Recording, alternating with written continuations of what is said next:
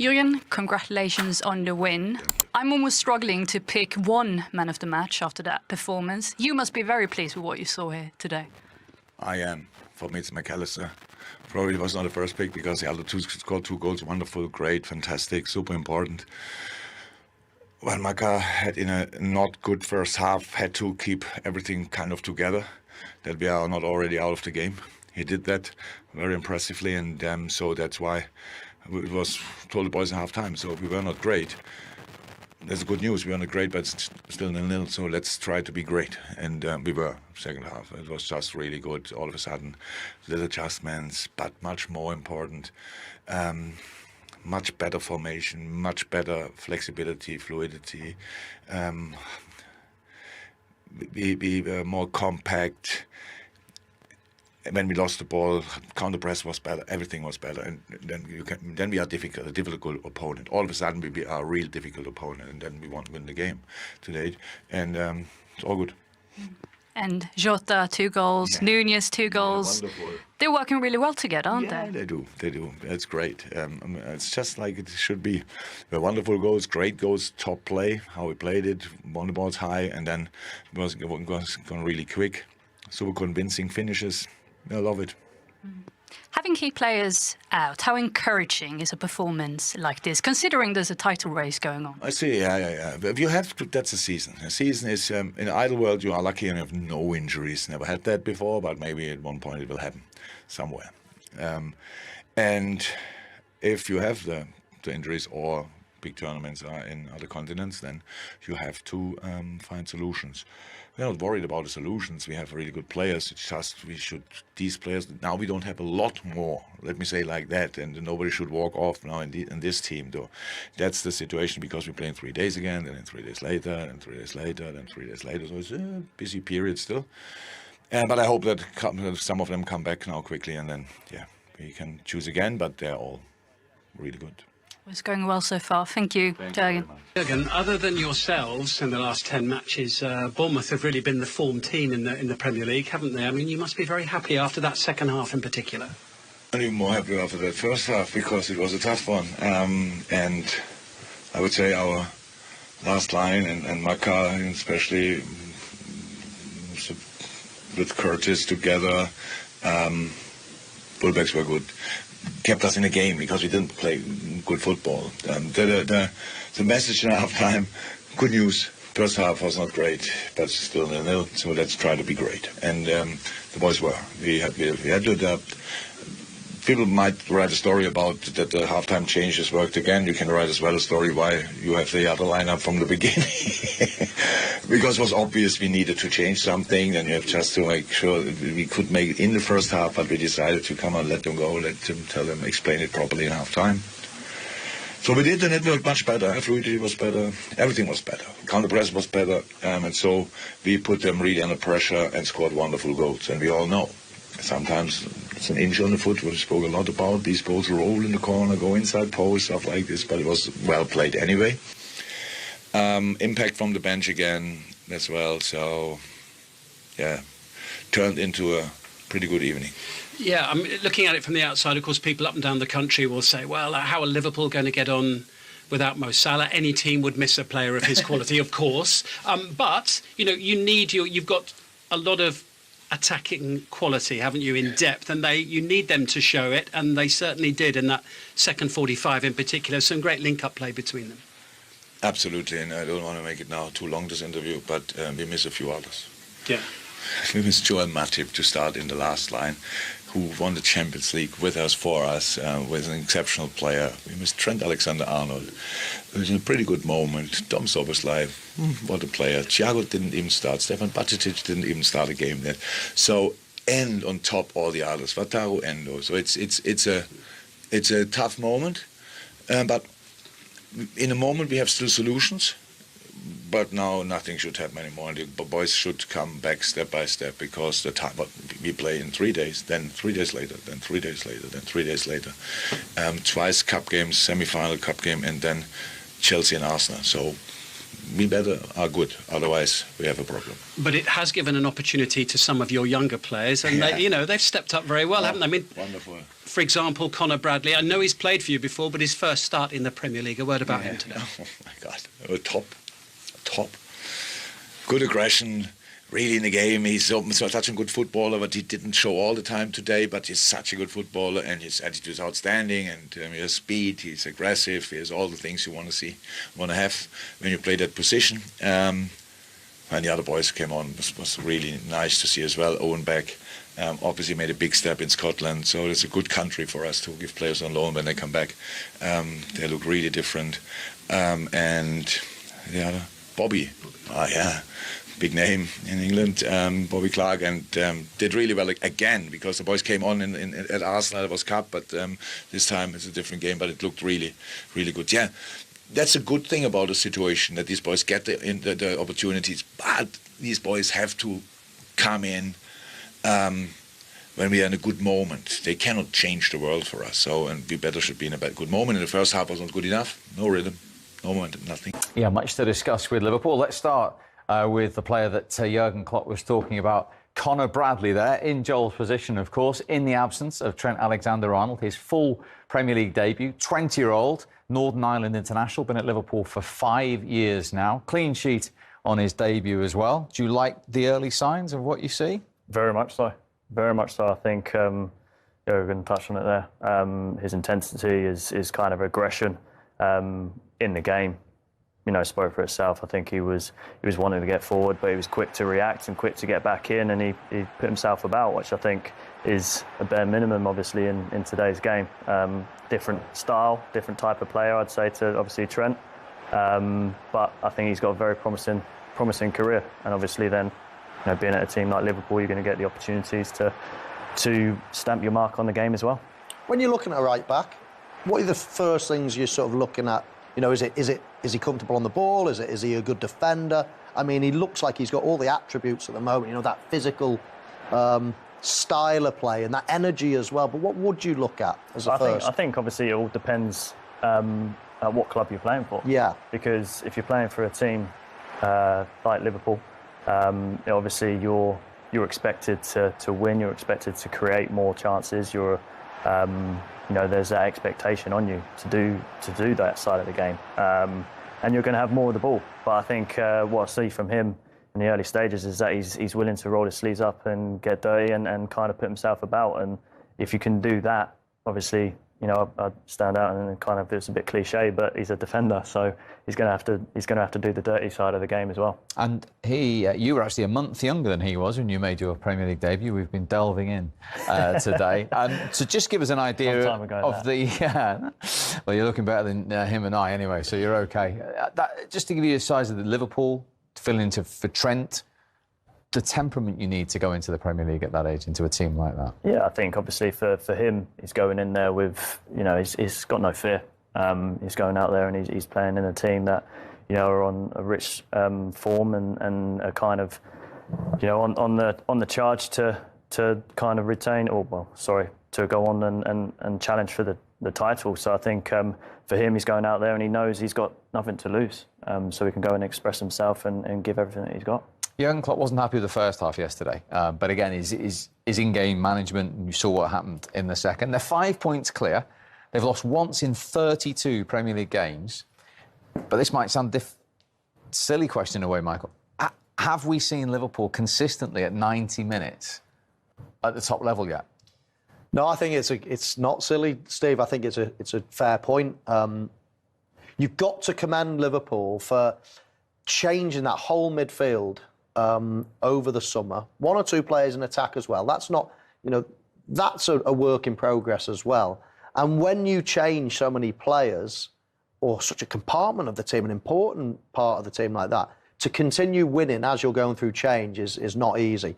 So I think I agree with you. I don't think they've been at this. So when we used to watch Liverpool with Mane, Salah, Firmino, and just that, they were just a machine. They just absolutely blew everybody away, and it was brilliant football to watch. I think it's fair to say that we're not watching that type of football anymore, or at the moment. But I think we've got to give them a bit of slack as well in saying it is a different team. And to be on the points total that they are, having lost one game, and you could argue very unlucky to lose that game against Tottenham with the Diaz, disallowed goal, etc., etc. So all intents and purposes, you could, they're virtually unbeaten this season. It's a phenomenal record. So they're very serious, contenders, of course, for the league. Manchester City will be looking at them thinking they're not letting up at all. 5 points clear. I know they played one more game than Manchester City, but they're seriously in this title race. Yeah, and they're winning at Bournemouth without Trent Alexander-Arnold, as we mentioned, without Szoboszlai, without Andy Robertson, and, of course, without Mo Salah, who was at the AFCON, African Cup of Nations. He then picked up the hamstring injury, and his agent has confirmed in the last couple of hours that he has returned to Liverpool and he is out for potentially a month. And the bad news for Joel is that Crystal Palace aren't on that list of fixtures that he potentially is going to miss. He'll be back for April, I think, is when you play Liverpool, Joel. But you've got a few more hurdles to worry about before then. These are the games that Mo Salah could miss. He's missed 10 Premier League games since he signed for Liverpool, and Liverpool haven't lost any. However, amongst that, and there's a potential League Cup final possibly as well if they overcome Fulham and get to Wembley. What damage could that do in this run to what we're talking about? Well, Mo Salah simply doesn't get injured, does he? So it's a bit of a shock to the system at the moment. It's not the worst of runs for Liverpool. This could be a real tough one. This Arsenal game here away from home, that's going to be a tough one to miss. You'd think that they can comfortably win the other games. Chelsea at home's not easy, but you'd think that they can win the other games without a Mo Salah. Of course, the League Cup final could be a huge game as well. You would like to think, by all reports, you would like to think that he'd be back for that. But hamstring injuries are notoriously, you don't want to re-injure yourself. Kevin De Bruyne did it early in the season, of course. I did it many times. So it is an injury that you can re-injure, redo. So let's hope he has a clear run at it. It's not the worst set of fixtures, but of course, when you're going for the title, you're so important, like Mo Salah is. You don't want to be missing any games. Listen, if you're an opposition player, and you have been many times against Liverpool, you get the team sheet. There's still Diaz, Núñez, Jota, but if you're facing them without Salah, does that give you a glimmer of more belief? I think his record speaks for itself, and you kind of, when you see his name on the team sheet, you're going to be in for a tough afternoon. But you're also facing Liverpool, and I think what you've seen throughout this season is, okay, they might not have played the best or at their best, or they might not have been at the top, and Klopp obviously alluded to that in the first half, but they're still churning out the results, and that's the sign of a title-winning team, that they can, still do it when their backs are up against the rope or when they're not playing as well as they would like to be doing. But I mean, Mo Salah obviously I think is a huge player for them, and will continue to be so. And I'm sure he'll be fresh and raring to go after this break that he'll have, and he'll make sure that his body's in the right place when he's called upon. Right. So now, and in this potential period, no Mo Salah.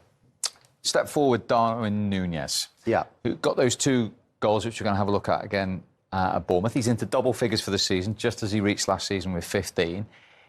Are there signs from perhaps some of his rashness in front of goal that we've looked at on this show previously, that he's beginning to find a little more composure, experience, belief in front of goal for you? Yeah, small signs, absolutely. He's not going to go from missing chances. Let's have a look at a few missed chances and a few goals that he scored as well. We've done this exercise before. I mean, things like that you just simply cannot miss at that level. When you're going to be, or when you're intending on being one of the best strikers in the world, which he certainly has the potential of being, then a lot of these have got to be brushed up. You would say he's improving. And you would say he has to improve, because Mo Salah's not going to be around forever. And somebody's going to have to pick up the slack. And I think that he has got scope to do so. Already scored 10 goals, 10 assists already this season as well. He still misses far too many chances. I still believe he's a goal scorer whereby when he's got too much time to think, he might not be as good as he should be. When it's all quite natural, then I think that's when he comes into his own. Let's have a look at some of the chances that he scored. I mean, this was the first time, really, I looked at him and thought, wow, this is brilliant. He came on as a sub against Newcastle, 2 finishes. Of the highest order. This is top-class finishing from Nunez in that situation. Two similar goals in many ways. But it's little finishes like this, again, not having to think much, but stretching out, getting a toe on it.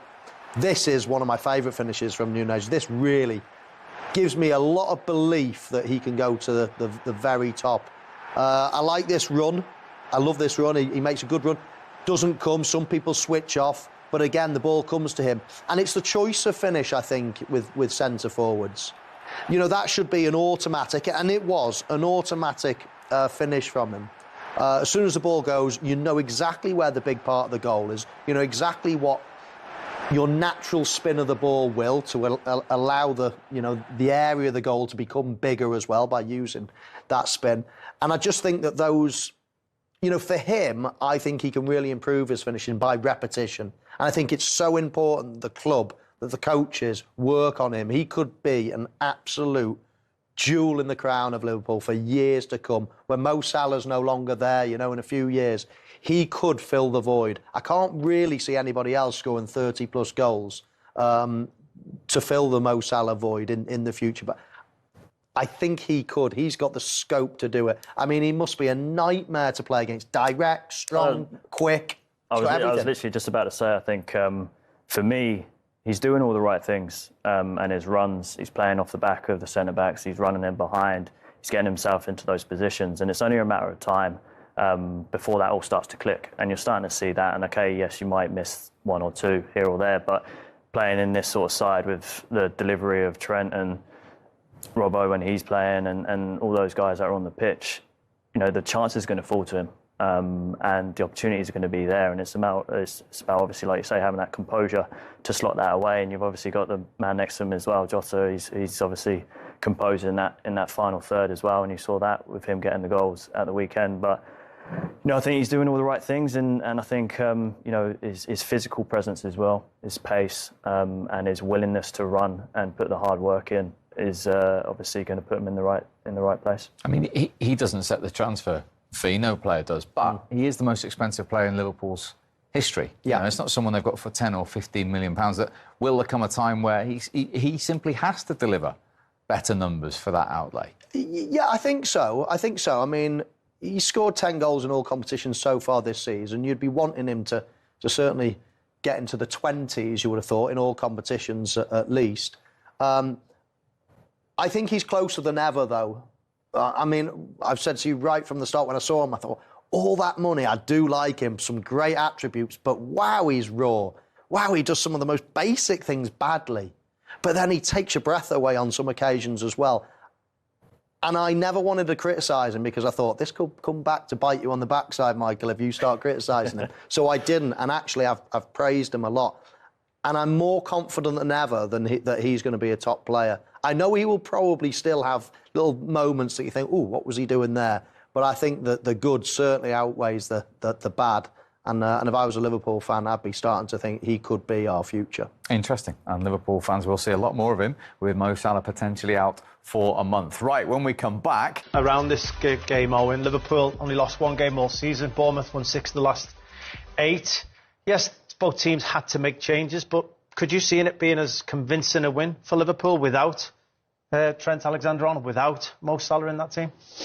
Well, I think Bournemouth kind of play in almost young clubs. So, you know, the style when he originally came to the Premier League, that Dortmund style, you know, that high press, that high energy.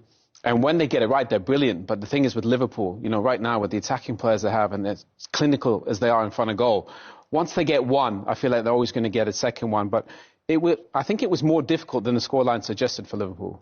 Yeah, well, we'll look at how we thought the game may start. You know, you look at Bournemouth here, they're one of the top teams for success of winning the ball back in the opposition's final third. And Liverpool do like to play up from the back. And without Trent Alexander-Arnold making those long passes up front, do you think that Bournemouth thought that's where they get the success? Well, I think they've had so much success at this part of the season with the high press. At the beginning of the season, they had a lot of issues. The timing wasn't there, the press wasn't there, and it wasn't really working. But I think Iraola has bedded this into the players in training, and it's worked fantastically. I think Liverpool took a bit of time for them to figure it out, but once they figured it out, then I think they found the recipe for success.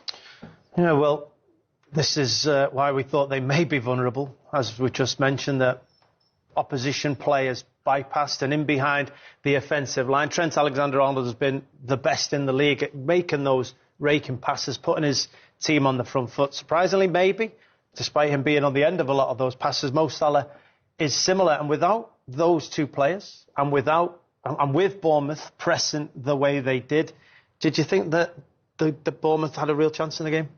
I thought they had a chance, but Liverpool obviously still favours. Obviously, no Trent Alexander-Arnold, and the stats show, he's going to be missed. But obviously, I think that also allows other players to step up. And Trent has so much success playing those balls forward, in behind, that allows somebody else to step up. And Liverpool would have game planned for this. They would have known how Bournemouth would approach the game, and they would have had a plan for it. Well, let's see how the game started. I mean, Bournemouth, we've seen this quite a few times actually from Bournemouth, that they kick off and don't mind giving the ball away. Because they want to win the second one. Yeah, exactly. Second balls are a huge part of football. And if Curtis Jones, if you get a little bit caught there, and that's what you're trying to do. You're just trying to win the next ball, and that press is fantastic. So you think Bournemouth have given the ball away, but that's what they want, isn't it? They want to have 4v2 with you in that corner of the pitch, with players on the front foot, with players in good positions to go and press the ball and put Liverpool under pressure. And what's that? 5 seconds into the game, Virgil van Dijk's trying to defend a header on the edge of his own. I don't understand why more teams don't do this. It just creates chaos. Gets the fans into the game, and then you can win those second balls. Even for players like McAllister, it's hard. It's hard to find the right ball there. Bournemouth do great. Straight from the kickoff, they get a corner, and that's exactly what they wanted. It's the exact start that they wanted, and they backed it up, being in these aggressive positions. You see, I think Bournemouth, that on the front foot, they're all ready to squeeze in. I think there were signs early in this game of how Liverpool could hurt this Bournemouth team. You see the spaces in these areas, and Bournemouth were prepared to make those gambles, so to speak, to try and press Liverpool really high up. Yeah, I mean, they're obviously trying to win the ball really high. The issue with that is obviously there is space in and around that area, and eventually, if the players keep getting the same looks every time, where you're going to press us really high, the players are going to figure out. We play with those players, they figure out, they go, okay, the press is there, the space is there. And it took Liverpool a bit of time because the press was brilliant from Bournemouth. I was hoping you were going to say we were those players. Oh, we were the pressers. we weren't playing the final ball, were we? We were the pressers. This is the success that Bournemouth had. And Liverpool, a little bit sloppy at the start of the game. Bournemouth should have made more of this situation. But the early signs were there. And again, the aggression was there to see. Look at the amount of players that Bournemouth get around the ball. They win the ball back. Yes, they give it away, but incredibly intense winning the ball back.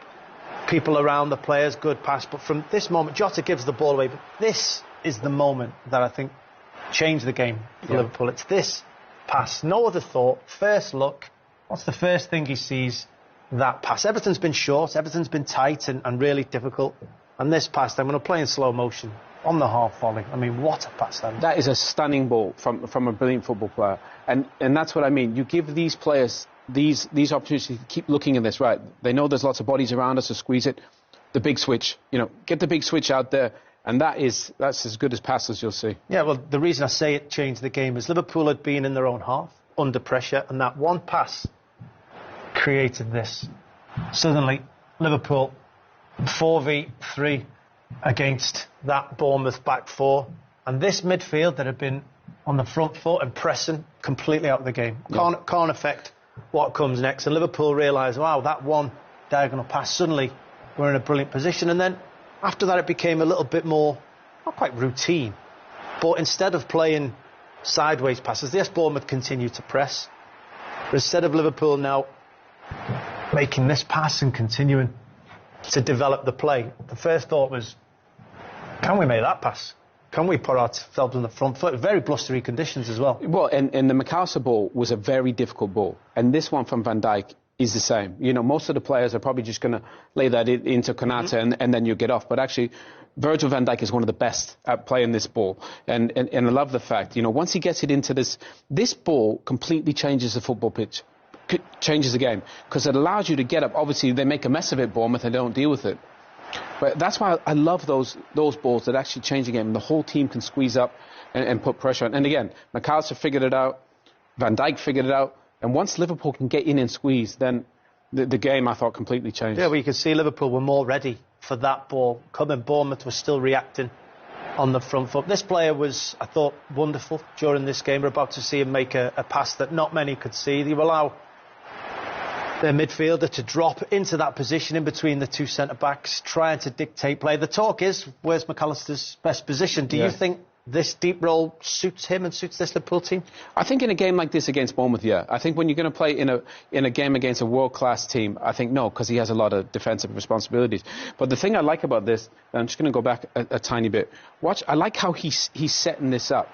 He knows what he wants already. He's made his mind up. He knows, okay, I can go in there, but he's just gonna set this up. I want to get it onto my right foot. I know where the space is going to be, and he's already made his mind up there. I mean, and the thing is as well, you wouldn't think that ball's on, but with the quality and the pace of it, I mean, that's Paul Scholes, that's Steven Gerrard. Oh, absolutely. And the trust in Harvey Elliott's first touch, and Liverpool never looked back. They constantly started getting it behind. Yes, it took until the second half for that opening goal to come, but as you just mentioned there again, no other thought.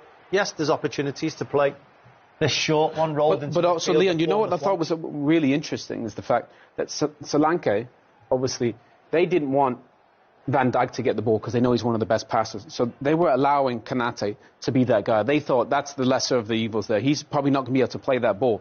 But watch the pass that he plays. I mean, that's brilliant. And that's why I'm saying Klopp would have known this. He would have known, he would have had a game plan, he would have watched Bournemouth, and he would have said to Konate, I need you to be brave. I need you to play those balls. And he was. He played absolutely fantastic, as you said. Yeah, I mean, you're right about them letting Konate have the ball, but, you know, constantly seeing teams rolling this short pass in there and developing the play.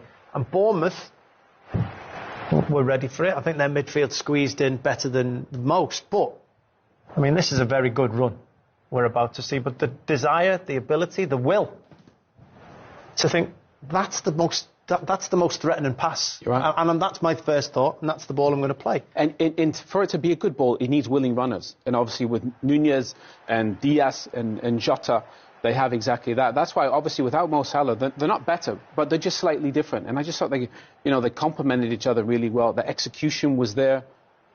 And I bet Klopp would have been so proud of his players. You know, missing Trent, missing Mo, to be this effective again. You know, you're taking away Van Dijk.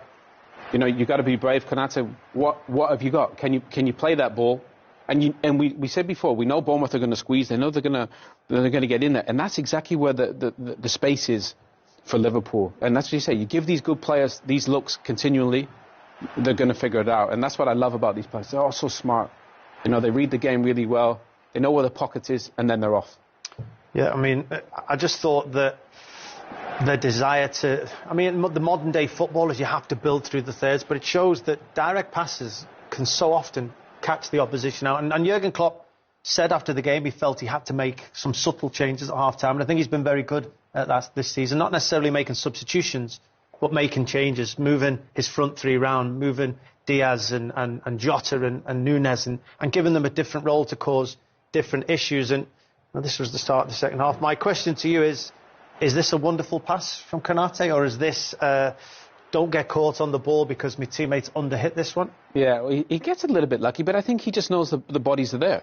You know, he knows Curtis Jones is in there, he knows Diaz is there, and the thing I love about it is the composure to take that down and realise that the defence is they're just dropping off slightly is class, and everything about it is just run a little bit slow. Once he takes that touch, look at that. The timing of that is just, it really is beautiful. The football is, I mean, look at that. And you just want to see Nunez do that. You want to see him pass the ball into the goal.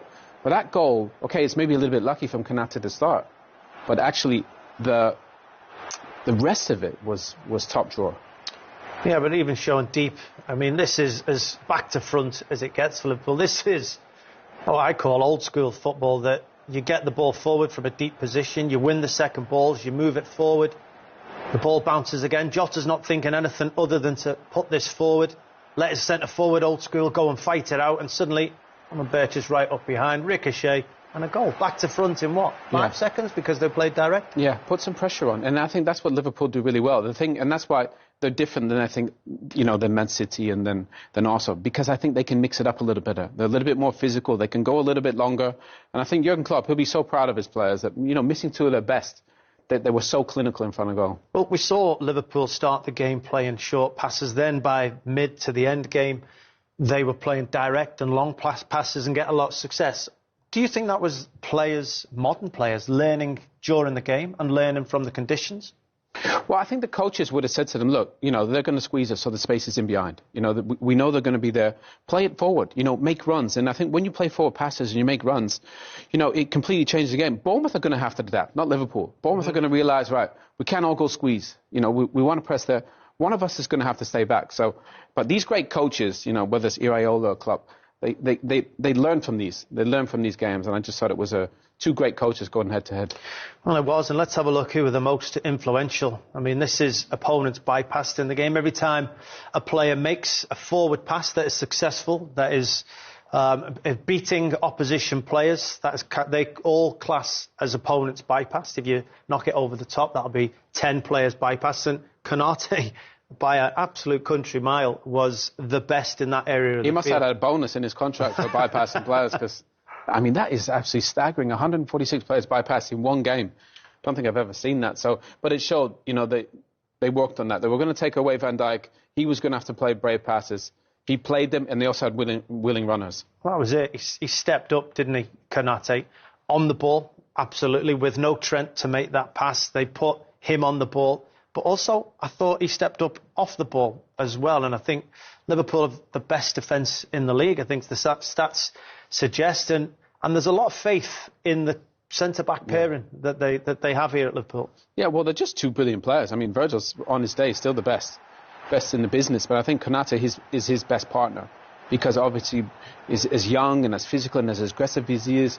I think he's, they can be really brave and really aggressive. They can squeeze the pitch and they can get into these positions where everybody else can attack. And because Van Dijk and Konate are so good at actually, even if they got turned over and they'd have to run back, they can deal with that because they're such physically gifted athletic defenders. And that's why I think Klopp, credit to him, squeeze the pitch. These guys are comfortable defending on them. They're smart and explosive. Well, that's exactly what you're saying. Look, there's your right back, there's your left back. I mean, they've got players in advanced positions. There's McAllister. But you're right, they're happy. They're 2 defenders that completely trust themselves and they trust each other. They say to their teammates, don't worry, we can deal with this. We can deal with this in this situation. You go and press in there. You go do your job to the best of your ability.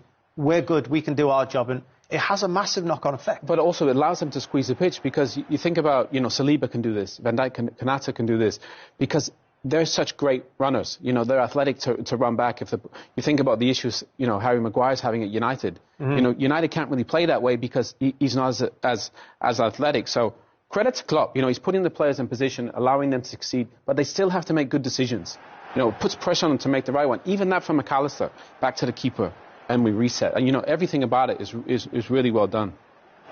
It does, but again, there's no thought from McAllister, as you just mentioned, to sort of, we see it at the start of this. His position, he actually starts here. There's no thought of him looking over his shoulder and thinking what's around him and thinking, well, I'm going to have to help these 2 out in this position. As soon as that ball goes, he's already advanced to where he is. He's already stepping in. Yeah, he's already saying, so you 2 are on your own. It's nice to actually see Man. We've seen Ange do it a lot. Poch and Pep. They're all being really progressive and pressing. Trusting these guys, squeeze the pitch, put pressure on them, make mistakes. Because Konate and Van Dijk, they're not worried. They know you can't run away from me, and it's a powerful thing, isn't it, Liam? We play with players that are really, really athletic. It's like you're not going to beat them in a race. Well, that's it. I mean, they're in their own. They're in the opposition's half. The Bournemouth players are in their own half. They can't be offside. Look how tight. It's brilliant. Look how tight they are. It's brave, but it's brilliant. Yeah, it's near unheard of. They're saying Bournemouth players are both spinning in behind. I actually think one of them needed to make this run for this pass, and I think it's a much better opportunity. Yeah. But they're saying we're going to be aggressive, and even if you get over the top of our shoulders, we fancy ourselves to catch you up. Yeah. in a foot race. The thing is, well, it is a lot of pressure on them, but they're making the right decisions, they're in the right positions, and it's great execution, great coaching, great execution. But these two guys, I mean, honestly, physically special, smart. You know, they clear the ball when they need to. They almost have no flaws, and that's what I love about them. You know, I still think defending is about defending. I think Konate and Van Dijk, they defend them when they need to. You know, they're not trying to be number 10s and, you know, hit all these crazy passes. They're there when you need them. And that, I mean, Konate was brilliant. And I think for him and for Klopp, you know, Van Dijk, I think they'll all be so proud of the way he kind of matured in this game to put in a brilliant performance. Oh, you see, they're working well together. You see their reaction. We're going to let this just run long. Just see Van Dijk and Konate there. Van Dijk calling his teammate over. Yeah. And they're very proud in making those tackles and keeping clean sheets. And do you think they're the best centre-back pairing in the Premier League at the moment? Yeah, I mean, on that performance, yeah, I think they're brilliant. I mean, Saliba Gabriel is fantastic as well. Man City have 4 brilliant centre-backs. But right now, I think that's the form partnership in the league. Well, they're certainly making a case. Let's take a walk over to Leroy. Good performance by Liverpool? Really good performance. I really enjoyed that performance. There's loads of people saying, oh, they're in trouble going to a Bournemouth side who are in good form. They were never, ever in trouble in the game. Really impressive. But you know what? You know I'm very observant, Owen. I'm really observant. But I also hear things as well. Do you remember when we used to play and we used to get our touch wrong and then the crowd would start ridiculing you and laughing at you? Well, I heard this at the weekend. Just listen to this.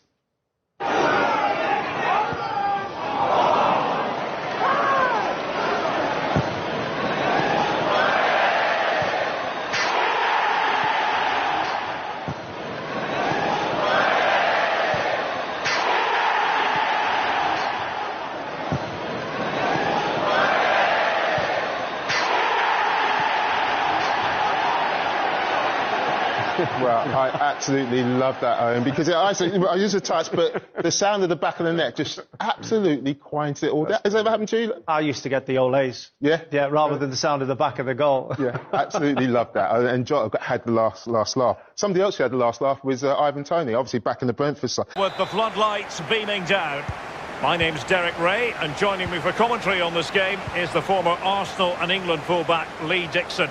And if the game is as enticing on the pitch as it looks on paper, we're not going to be disappointed. It's Swindon Town taking on Liverpool. Offside the decision.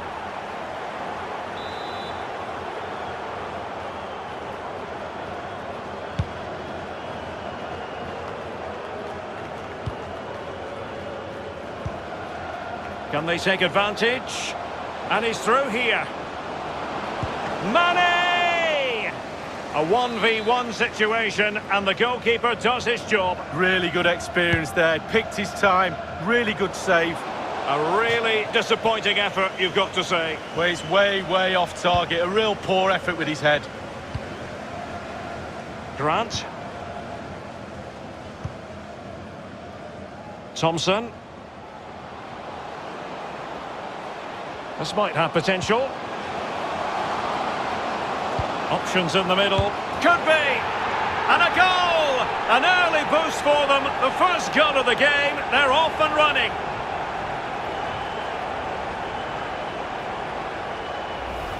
Well, looking at this again, he's onside thanks to a lovely through ball. And when he gets through to the keeper, he just smashes it past him and gives him no chance to think. A lovely finish.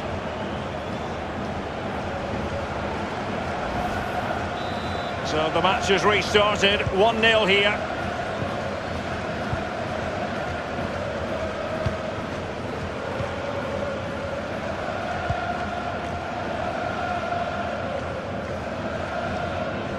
Well, that is how to run at defenders. And he's beaten him here. Very much run-of-the-mill as saves go.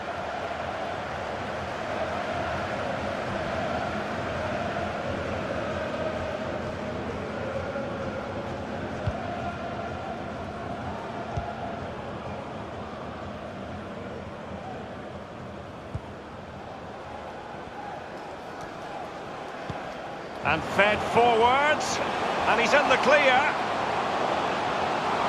Can he convert? And there is the goal! He's found the net. Joy unconfined.